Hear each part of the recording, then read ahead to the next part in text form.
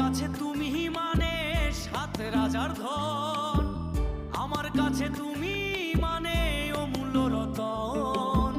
তোমার কাছে হয়তো বন্ধু আমি কিছু না, তাই তো তোমার স্বপ্নে বন্ধু আমি আসি না।